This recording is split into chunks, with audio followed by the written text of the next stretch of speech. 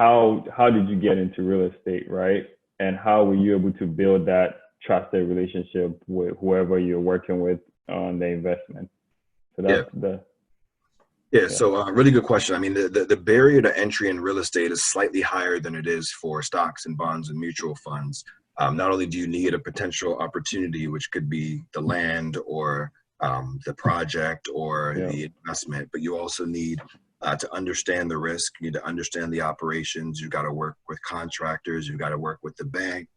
You've got to Yeah. work with regulators. So it's a much more complex and involved operation.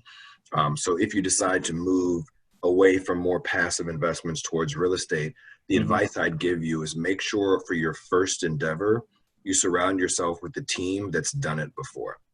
Now that could be a partner that's like financially invested in your venture. It could be a mentor that's done this before. It could be a contractor that you're paying a certain amount to manage the project from end to end. But you don't want to go into your first real estate deal without someone who could guide you through the process.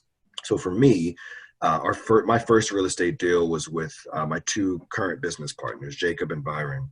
And Jacob had done a lot of work in transportation and construction and kind of just knew the industry well.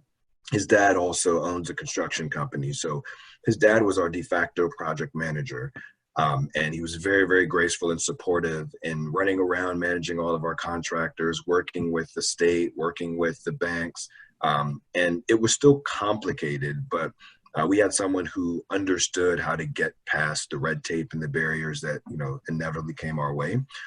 So I'd say the most valuable person in our first venture was Jacob's father. Jacob was also on the ground being kind of like the manager of the manager. So he was on the property multiple times a week. He was keeping us updated. He was sending us pictures. By the way, we were in different states, so we couldn't be there as frequently as Jacob and his dad. So for us, I think we were slow to evaluate the opportunity.